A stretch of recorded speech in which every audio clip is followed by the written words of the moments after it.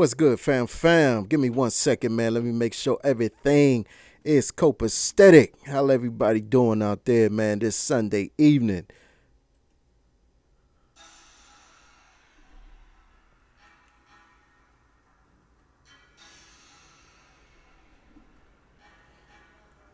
Be right with you.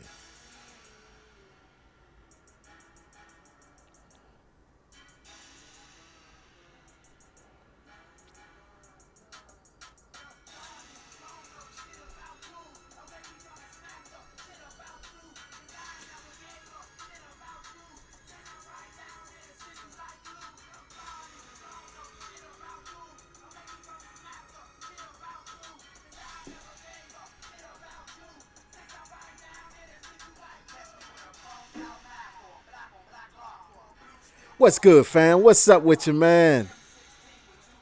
Give me 1 second, man. What's up, fam?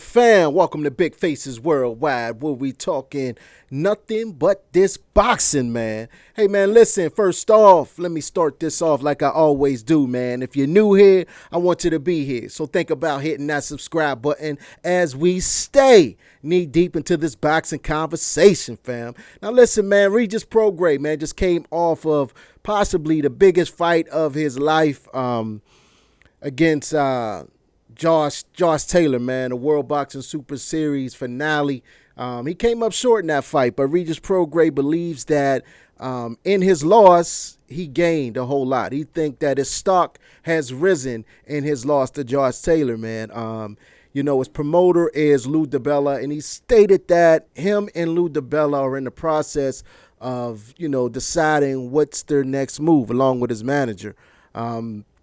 He talked about, besides wanting the rematch against Josh Taylor really, really bad, that he'll fight the winner of Jesse Vargas, Mikey Garcia, or even Terrence Crawford. He said that he's willing to go up to welterweight to do so, man. You know what I mean? Regis Prograis ain't playing no games, man.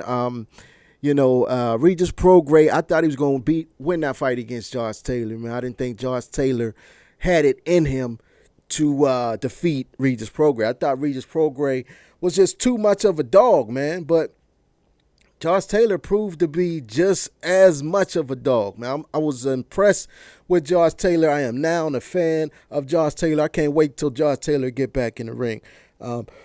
Excuse me. But Regis Prograis, he got to really think about his next move. His next move should be his best move. And I don't know, if moving up to welterweight is his best move. Do he really want to take risk taking the L back-to-back, 2 L's back-to-back? You know what I'm saying? If you're going up against a pound-for-pound fighter like Terrence Crawford, man, there's a mighty risk that you may take an L. In the fight with Josh Taylor, it seemed like Taylor was a little bit too big for Prograis, and I was at 140. So he's talking about the move to 147. Man, that's a jump, man. That's a jump for him. I'm not sure Regis Prograis' frame can make the move to 147. Now, granted, he was in the fight through the whole fight with Josh Taylor. They was in the center of the ring, nose to nose, shoulder to shoulder, through much of that fight going at it. But at times when I'm usually seeing Regis Prograis push a fighter back, you know what I'm saying, start dominating them, start hurting them, it wasn't being done, man. Josh Taylor was the one who was pushing Regis back, who seems to be hurting Regis, man. I mean, that left hook that Josh Taylor had was something vicious. You know what I mean? That was something vicious on Prograis, man. But credit to Prograis. He stood in there, man, and held his ground. And he seemed a little winded in that second half of the fight. He didn't really turn into that third gear. Now, I know if you follow my channel, I often talk about that third gear fight, fans. I talk about that third gear because in my book, to be an elite fighter, you got to have that third gear.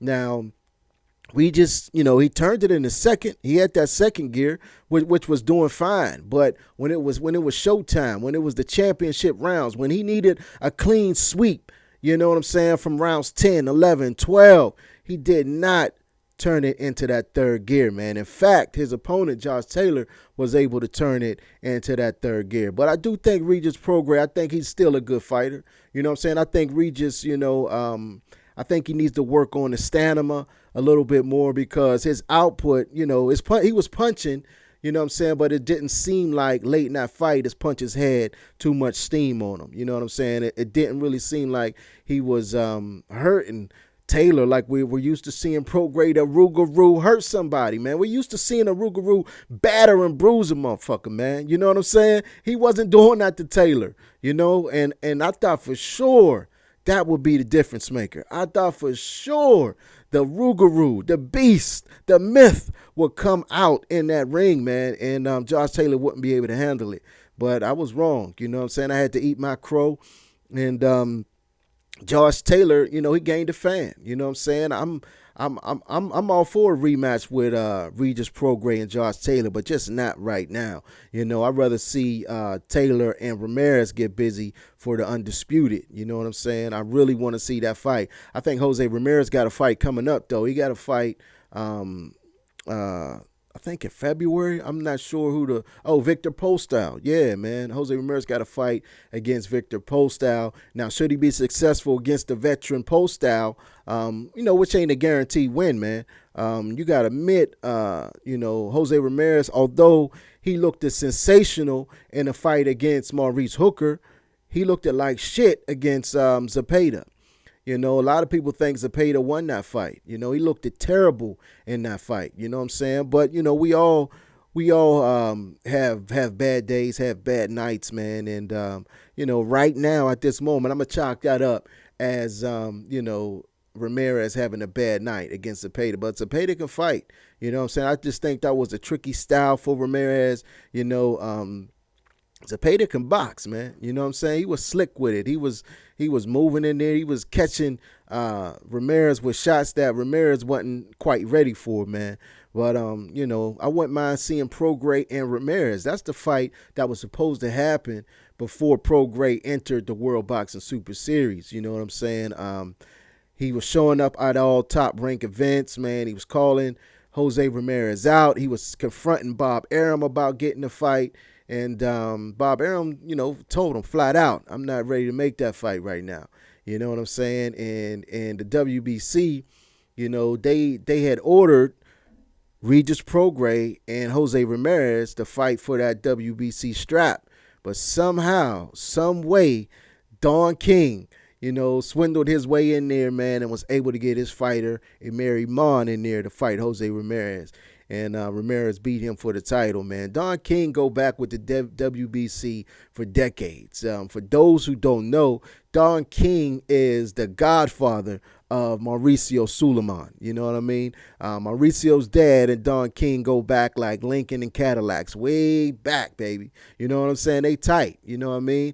And Don King was able to, finesse the situation and got his man, Emery Mon, in that position. And Regis Prograis, he had to make the move to the World Boxing Super Series. Now, which was a good move because, in that series, he was able to gain that WBA, title, super lightweight title. You know what I'm saying? By beating by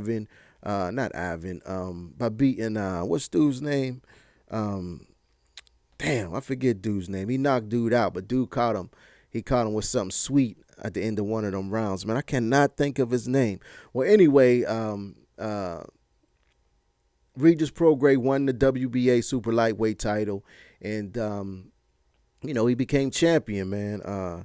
And he was trying to unify with Josh Taylor. He was trying to get that title, and he came up short, So now he got to rebuild, man. But in that interview, man, one of the talking points that stuck out to me that's right. Where we at? Right here. That's right here on my screen. Regis says, I want to get back in the ring. I want to get all of the belts back and the undisputed championship. I was close to getting it, but now I have to back up and analyze things again, Regis Prograis told Boxing Scene. So Regis Prograis still has them championship dreams, man. He still wants to be undisputed. I think there's a lot that he can still do at 140, but Also in that interview, man, the link is in the description, so you can go check it out for yourself. But also in that interview, man, he talked about wanting the fight, between the winner of Mikey Garcia versus Jesse Vargas. And he stated that, if he have to move up to do it, he's willing to move up. It ain't no problem. You know what I'm saying? I know him and Mikey was having some banter back and forth before Prograis joined that World Boxing Super Series. You know what I'm saying? Him and Mikey's nephew, had a few words at one of the fights. Peter, and Peter went back and told Robert and Mikey, they were sitting around the gym one day, and Robert Garcia, he said, man, we got 3 dudes right now that'll beat Regis Prograis inside this gym. And he named Jose Ramirez, Victor Ortiz, and of course Mikey Garcia. So they didn't think much of Regis Prograis. I wonder if their stance changed a little bit now that they have seen him, in the World Boxing Super Series doing what he do. You know what I mean? Having that life or death fight with Josh Taylor, he just came up a little short, man. I think it was a majority decision. Yeah, it was a majority decision for Taylor. Regis didn't turn it on when he needed to turn it on, in my opinion. You know what I'm saying? We all got opinions, just like assholes. But Prograis is a solid fighter. I'm a big fan of Regis Prograis. I think that, he's a fighter that gets better and better with every fight. In my humble opinion, I just think that his stamina, played a big part in him losing to Josh Taylor. And Josh Taylor's, his Regis' lack of stamina, and Josh Taylor's plentiful stamina. Because in round 11 and 12, the championship rounds, Josh Taylor was still swinging like it was the early rounds, man. It seemed like he came on even more. I mean, his punches had so much violence on them, man. They had so much velocity. They was quick. They was sharp. I was impressed, man. You know what I'm saying? Regis busted him up. If you looked at the 2 fighters after the fight, you would think that Regis won. Regis had a little bit of swelling, under his eye, but Josh Taylor, his eye was closed, man. And it was closing rapidly during those later rounds, man. But he still was able to do it. He still was able to do what he came to do, man. Now, Regis Prograis, he's supposed to be back in March or April. Now, I doubt that Lou DiBella, puts him in there with, a big dog, right away. You know what I'm saying? He's going to want to come back in and get that, get that winning feeling back. Every fighter that takes a loss, man, you know what I'm saying, you want to get that win under your belt. You know what I'm saying? You don't want to come back into the game taking 2 L's in a row, man.